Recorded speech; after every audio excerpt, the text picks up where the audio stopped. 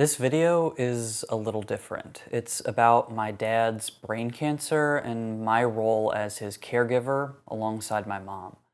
Though she's endured a lot, I'll only mention her in passing to respect her privacy. All right, let's dive in.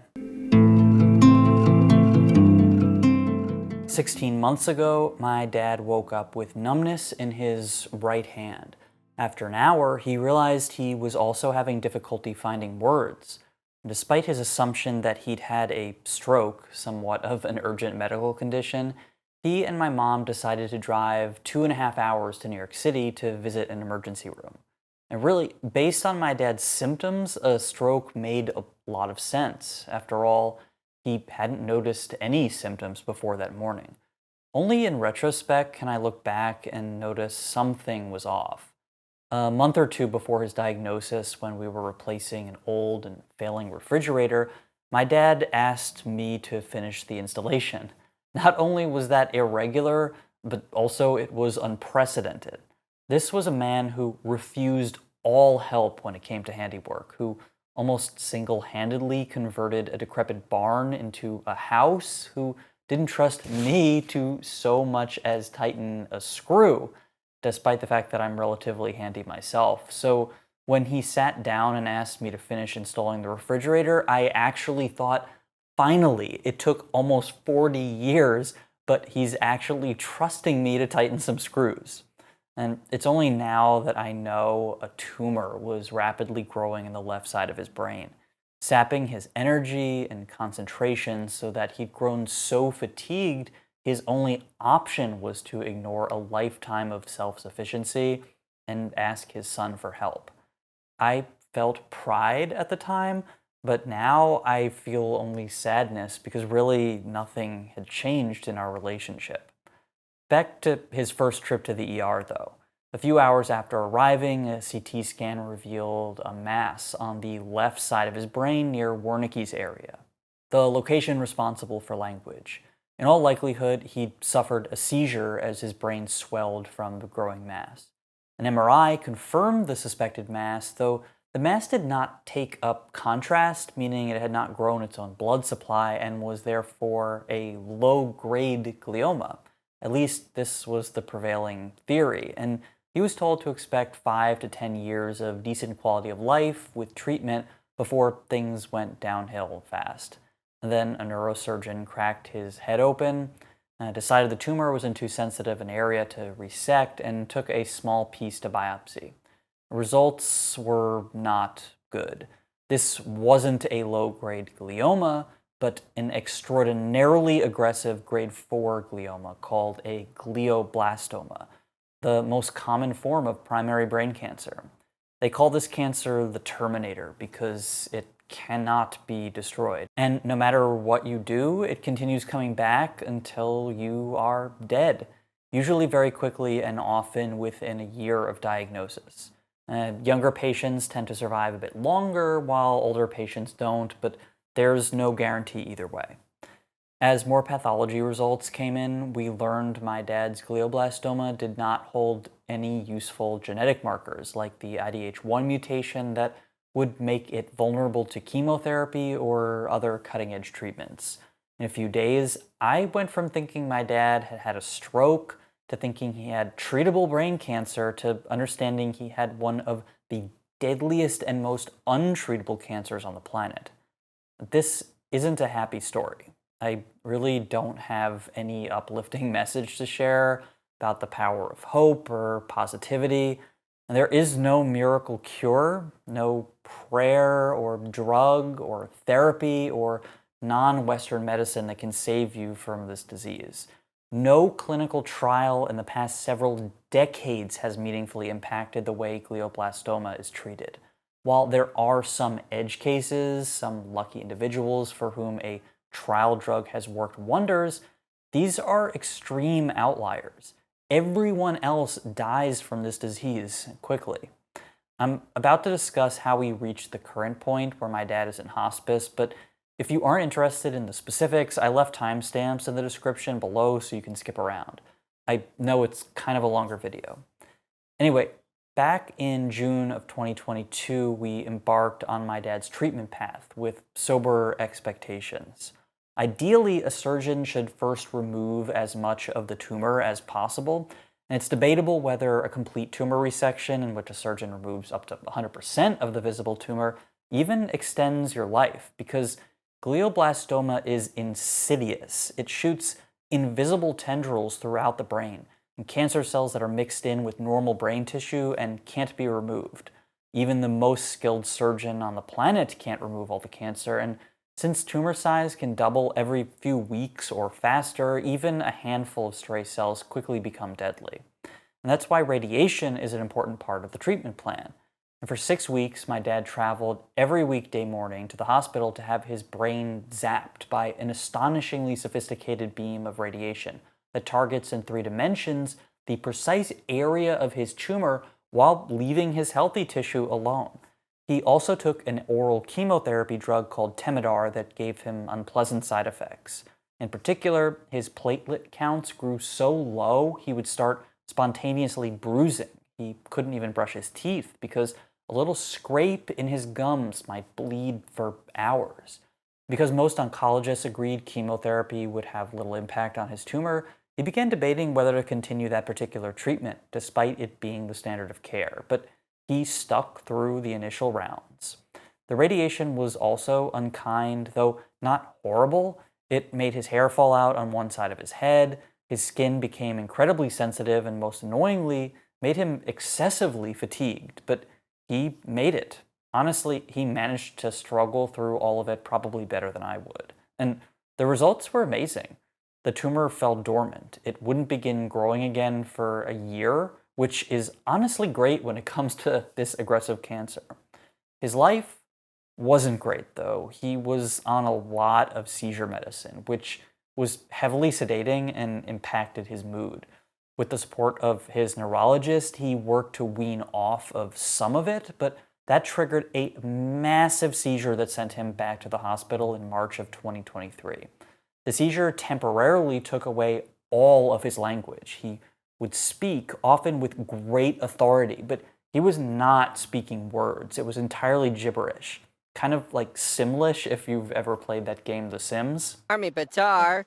Glory! Shakafimi Dune. At night, the hospital staff had to tie him to a bed because he would rip out his IVs, claw at his skin, or try to escape. The neurology team's solution was to pump in more and more medications, which only seemed to make him worse. He became little more than a miserable animal, unable to access his higher brain functions. Now, sometimes I feel like hospitals are trying to kill their patients, and I know nothing's being done maliciously, but often hospital processes do not allow for individual needs to be addressed. In my dad's example, the neurologists were attempting to stop all seizure activity in his brain, including subclinical seizures that had no measurable impact on his quality of life over the short term. Dosing him with such high levels of narcotics was only worsening his condition.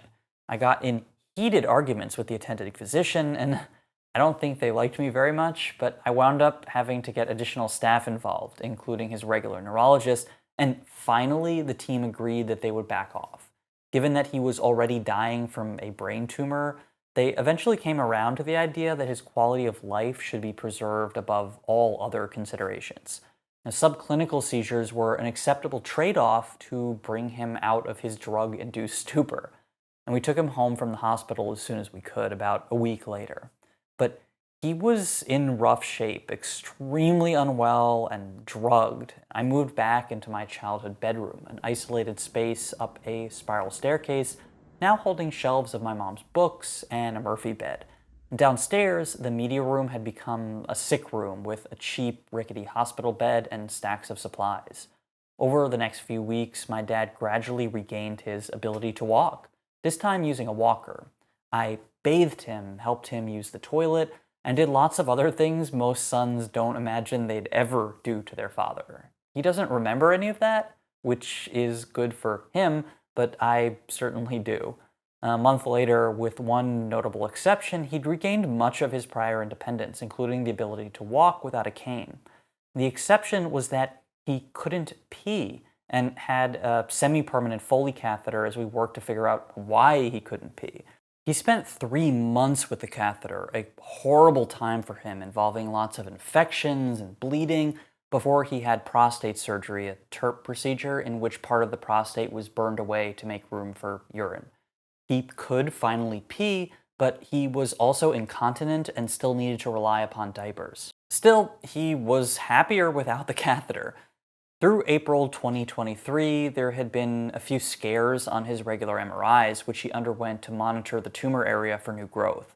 Spots that might have been tumor turned out to be radiation change or necrosis caused by the intense radiation, a symptom that can occur months to years after the radiation is done. Then came a spot that, over 2 or 3 scans, proved itself likely a glioblastoma recurrence. As I mentioned earlier, recurrence is an absolute inevitability. When you have this kind of cancer, they never tell you you're cured or even that you're in remission. The most they'll say is that the tumor cells aren't currently active enough to show up on the MRI. 100% of the time, this cancer regrows, and when it does, it's sometimes even more aggressive than the first round. Because there weren't really any promising clinical trials to pursue at the time, at least not ones my dad was interested in, his only option was surgery to take out the active spot, or spots.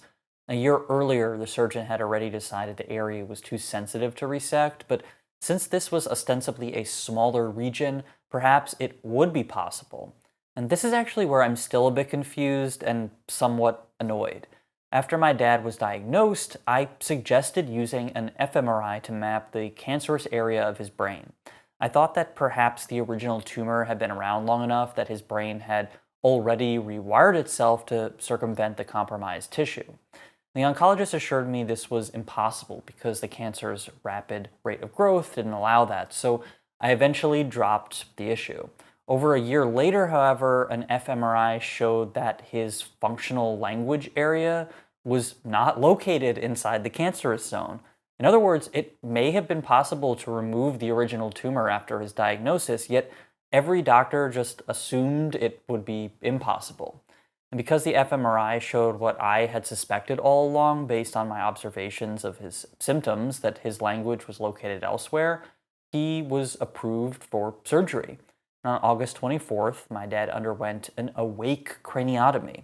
After the surgeon opened his skull, the anesthesiologist woke him up, and the neuropsychologist talked to him throughout the operation, as another surgeon mapped his brain using electrical stimulation. This taught them what areas of the brain they could safely remove without decreasing his quality of life. They also used a sort of glowing dye to see the cancer visually so they knew where to cut. The operation was apparently a success, as they removed all the recurring tumor and much of the original tumor. And he woke up and was still speaking. I was thrilled, until things took a sharp turn for the worse. He started having seizures in the evening after the operation, and no one in the hospital was able to administer any medication, not even in the ICU. During the nurse's shift change, no one was authorized to fill prescriptions, so we had to sit and watch my dad have seizure after seizure as we desperately tried to get someone with the authority to issue medication. Even a minute-long grand mal seizure can be damaging, and the more the seizures are allowed to continue, the harder they are to stop. It's like the brain's electrical signals get overly excited and they jump in all over the place.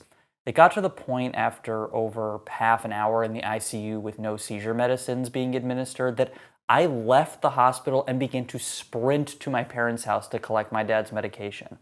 And I should have carried his drugs with me, but who would have imagined that an intensive neurological care unit in a world-renowned hospital would not have emergency drugs on hand for suppressing seizures? I could not and still cannot believe it. As was the case in March, when the seizure was allowed to last too long, it became incredibly difficult to stop the seizure activity. My dad had been on 3 separate seizure medications, and the neurologist more than doubled 2 of them.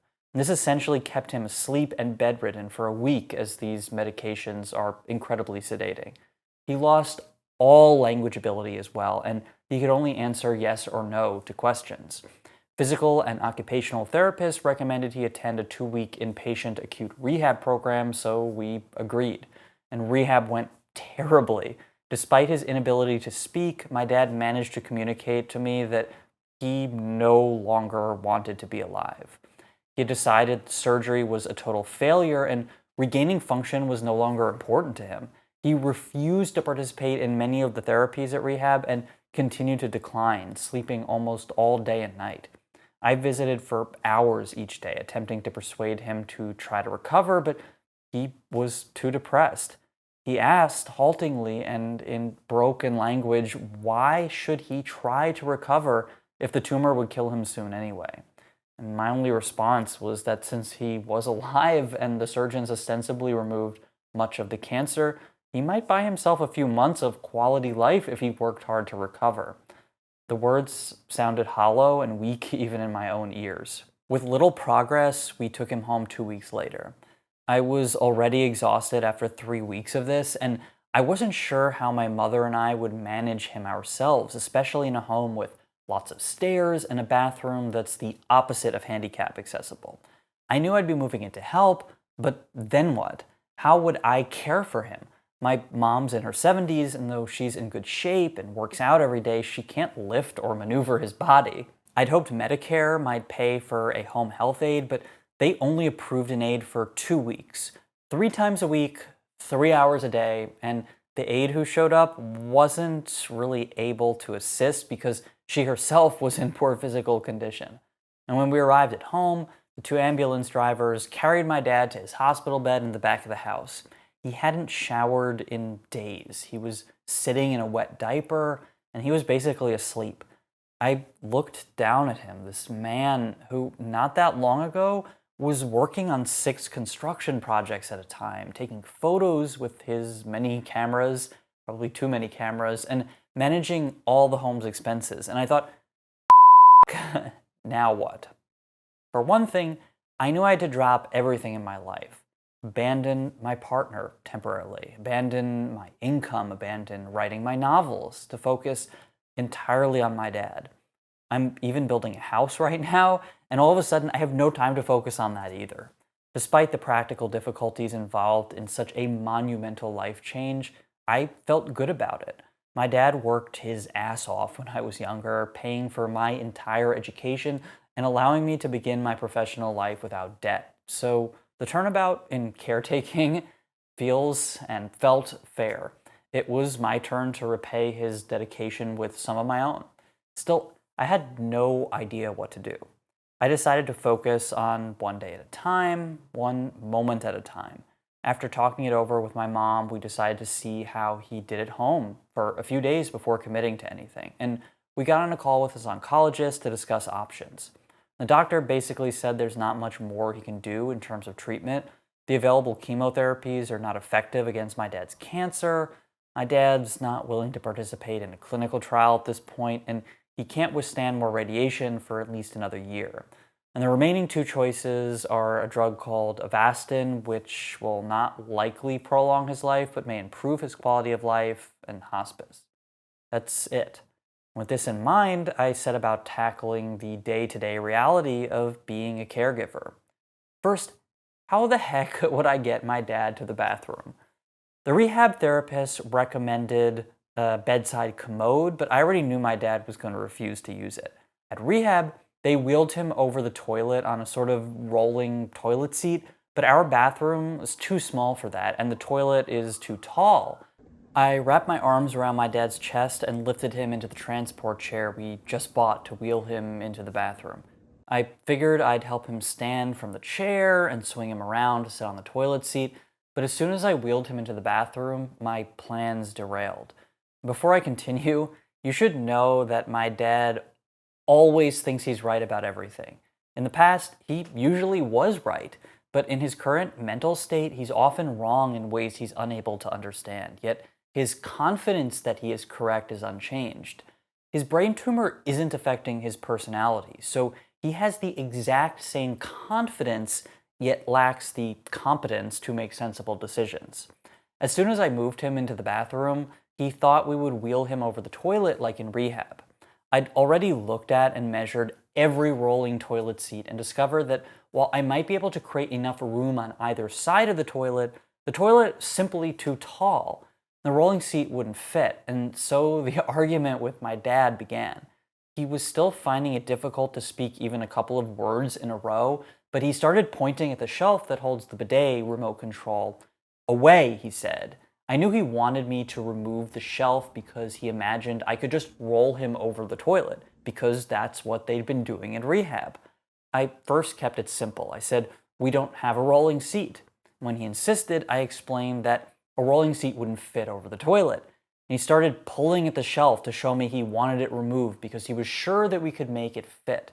He could only focus on that one thought: remove the bidet remote, while I'd already worked a few steps ahead to figure out why it'd be pointless. But how to explain that? We sat outside the bathroom for 10 minutes arguing. I used a measuring tape, his walker, anything I could think of to show him how nothing we bought would fit over the toilet. Despite my best efforts, he was entirely sure he was correct and grew more and more enraged, as if he couldn't believe my incredible stupidity. I tried to persuade him to just follow my instructions, but any attempt to force the issue, plead with him, or command him to cooperate only resulted in him tightening his grip on the wheelchair, refusing to budge until I did what he had said. And his upper body was still plenty strong enough that I couldn't pry him loose, not without hurting him. I sighed and got a screwdriver, if only to show him that removing the shelf would do nothing to help. But by the time I returned, he had peed so much that it had gone through the diaper, soaked his pants, and spilled all over the floor. And my frustration almost boiled over. My mom just about screamed from the hallway. And this was absurd. I was arguing with a severely mentally compromised man over something so obvious that almost anyone would be able to understand. One object is taller than another. How could he be so dumb? Then I took a deep breath. This wasn't his fault, and I was too exhausted to properly control my emotions. He had just had a very large chunk of his brain removed, so of course he couldn't understand. I told myself to just go with the flow. He would learn to listen to me eventually, or so I'd hoped. I got him changed and cleaned up, and then back in bed where he fell asleep at once. The first few days were a lot like this. My dad had very rigid ideas about how he wanted to do everything, but almost no ability to actually do anything on his own. He couldn't even sit up in bed without my help, let alone move to his chair. The frustration grew in all of us because he couldn't communicate most of what he was thinking. The words simply wouldn't come. Nights were worse. I installed a bell upstairs during his last seizure, and he started ringing it frequently whenever he wet his pants, which was a lot. I didn't sleep for more than an hour or two at a time, and no more than 3 to 4 hours a night. I started to get a bit loopy, and I realized a couple of things. First, we were going to need some help, and second, I never want to take care of a newborn. And we lasted a few weeks without another seizure, but he was doing much, much worse than he ever did before the surgery. Every moment was a struggle, getting to the bathroom, eating, even remaining conscious with the astronomical amount of seizure medication. His blood results showed he had well over the maximum therapeutic dose of multiple medications in his system. We started working with his neurologist to reduce his dosage, but they were reluctant to make changes. Taking steroids helped a bit, but those have a whole slew of side effects and turned his ankles into swollen balloons. During this time, I did a lot of thinking. I have an obsessive personality, and my obsession became my father. I grew more attuned to his body and its operation than I ever imagined I would. I noticed every quiver of his hand, every bruise on his abdomen each time he rubbed the right side of his face. My mood fluctuated with his progress and setbacks. Small victories like climbing the stairs became emotional triumphs that almost sent me into tears.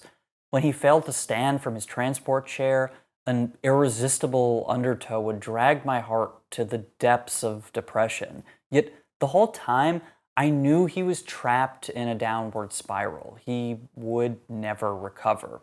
Each triumph would be short-lived, a brief moment of happiness amidst this terrible disease. There was no escaping that reality, and he knew it too. Almost worst of all, he understood what was happening to him. He recognized his deficits, his struggles, his inability to express his thoughts and to operate his body of 70 years. And it drove him to disastrous depression. He would not speak to professional help or even express his emotions to me. The couple of times I tried to talk, he nearly had a tearful breakdown and would scream at me not to discuss any topic that might reveal the emotion so obviously boiling within his decaying mind. He would often declare in frustration that he wanted to die. Despite his words, though, I saw through his actions that he wanted to live. Most of us do. It's normal. He ate a lot, worked hard to improve his ability to walk to the bathroom using his walker. He even managed to climb the stairs to take a shower. Things were awful, but they improved just a bit. I thought maybe he can recover a little, enough to at least enjoy a minute here and there in what the doctors suggested would be the last months of his life. Then, about 6 weeks after the surgery, his right hand started to shake when he used it, and he told me he'd lost more sensation, but he insisted it was from overuse and he just needed to rest. I didn't agree.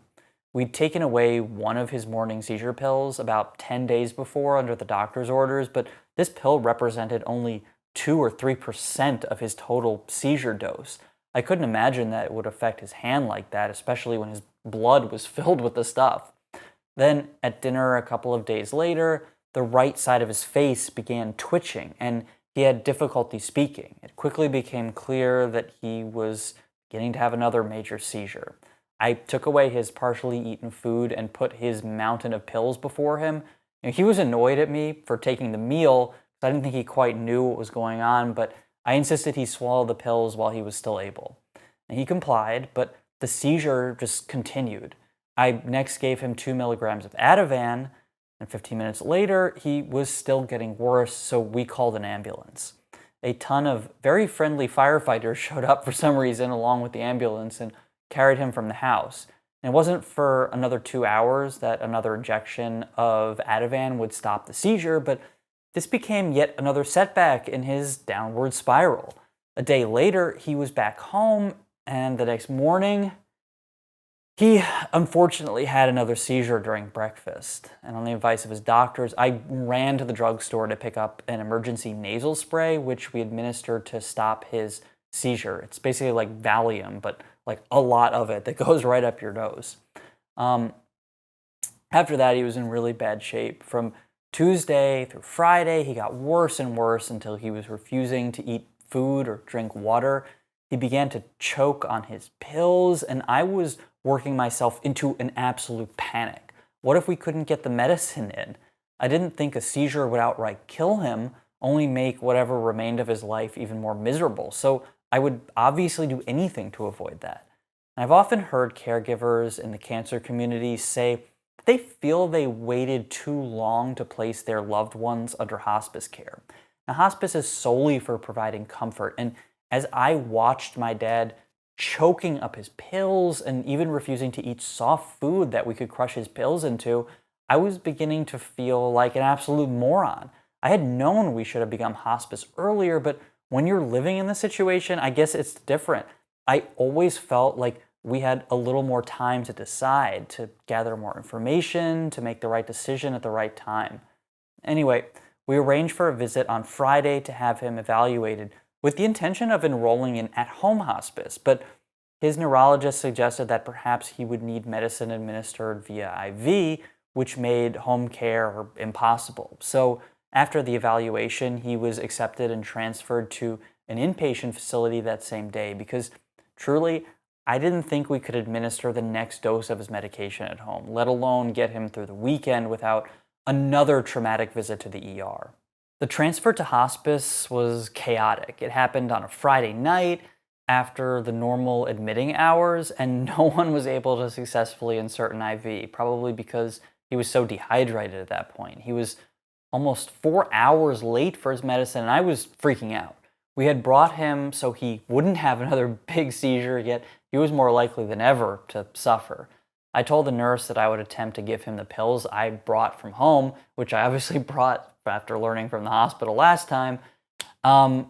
She didn't like that because it's against their policy for good reason, but I didn't think we could wait any longer. My dad swallowed 2 of the 4 medications, but choked on the 3rd. Luckily, he spit up the pill, but neither he nor I were willing to try that again. The next morning, things went smoother. In fact, when we arrived to see him, he was eating breakfast after refusing any and all food the past 5 days at home. The IV nurse showed up and inserted the IV, and he was placed on his regular medicines. But then I began to have another creeping and probably unhealthy thought.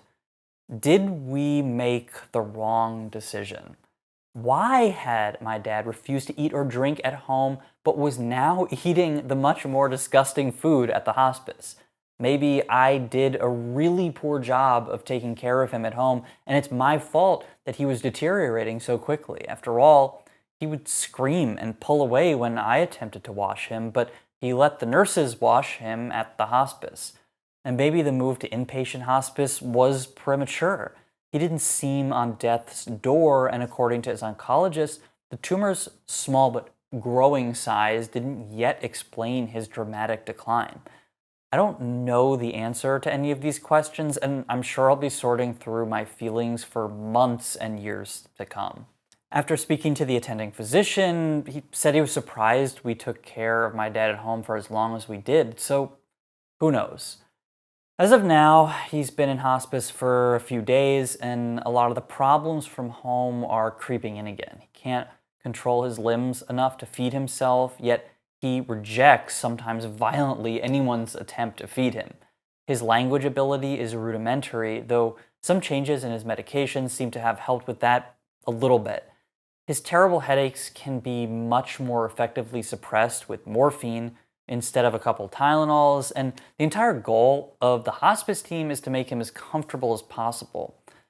The truth, though, is no matter how much I or anyone does, he will suffer. Really, nothing will eliminate his suffering. He has suffered a lot over the past year. He's suffering now, and he'll continue to suffer until his death, even with some of the best hospice care available. When I see him during the moments he's not asleep, he's laying in bed with his eyes shut, trying to communicate some thought, but only able to get out 1 or 2 words, while growing increasingly frustrated that we can't understand his intent. I can't fathom the betrayal he must feel at his own mind. And it's very difficult sometimes to interact because not everything he says makes logical sense. He might insist he's having a seizure, yet there's no symptoms other than the general worsening caused by his tumor. He sometimes tells us the nurses are mean and plotting against him, but these professionals couldn't be kinder. I try not to contradict him, just to go along with what he says as much as possible, and hope he grows less agitated. Now that he's there, I feel my life is in a weird transitional state. I put so much time and energy into making my dad better, yet his current care is more about dying with peace. That's a hard switch to flip in my head, and yet he's still alive. There's no finality or closure, only anxiety and fear at the suffering he's likely to endure during whatever time he has left. And he keeps saying he wants it to be over, and at this point, I can't help but agree. And I feel guilt knowing the relief I'll experience when he's gone. I'll be relieved he's no longer suffering, of course, but more than that, if I'm brutally honest with myself, I'll be glad not to have the burden of his care on my time and conscience. I will be able to move on, to focus on the sorts of things living people pursue. I'll finish my next novel, build my house, pay better attention to my partner, and hopefully enjoy basic tasks again, like eating a good meal. But my dad will be gone, unable to participate in these little joys, really a missing piece of my life. And that fact makes me terribly, dreadfully, appallingly sad. Hey, It's me from the future, at least from when I filmed the video, which I guess will be the past by the time that I actually post the video, but I have kind of a weird update. So when my dad was in the hospice in the inpatient facility, the doctor there decided, for various reasons, to basically eliminate a third of his seizure medication, actually over a third. All the Depakote he was taking, they just stopped. And I was sure my dad was going to start having a lot of seizures, and he actually did have one seizure. But the really weird thing is, in the, I want to say, week and a half or so since they removed the Depakote, my dad has not had another seizure. I mean, he's been very, very shaky and quite unwell, but he's not as drugged anymore. And we decided to take him home to continue his hospice care at home because, believe it or not, he's actually a lot more alert now that he's less drugged. He still has trouble finding words, but he is able to speak and communicate his thoughts again, slowly and with a lot of word searching. Very, very strange. I would never have predicted this in a million years because he was at the point where kind of everyone thought it was his last days or weeks or so. Now, it looks like, you can never really predict with this type of tumor. It looks like he may have a month, 2, 3 months left, even. Who knows? Things could change very quickly, but thank goodness he's at home. He's a lot happier there, and he's much more aware of his surroundings and able to communicate. He was extraordinarily drugged, and all this time he'd been having seizures even on all that medication, yet without a lot of the medication, he's now not having seizures. So I'm somewhat out of theories. Maybe he healed more from the surgery, maybe something changed in his brain, or maybe just because he's not moving a lot now or really doing much, he's not triggering the seizure. Anyway, I just wanted to pop on with a quick update since it's kind of a major change and one that I, like I said, would never have predicted. So we'll see how it goes, and for now, I'm just thankful that he's home and just slightly happier. Nowhere near happy, but happier than he was in the inpatient hospice facility. All right, thanks so much for watching, and I'll see you again soon.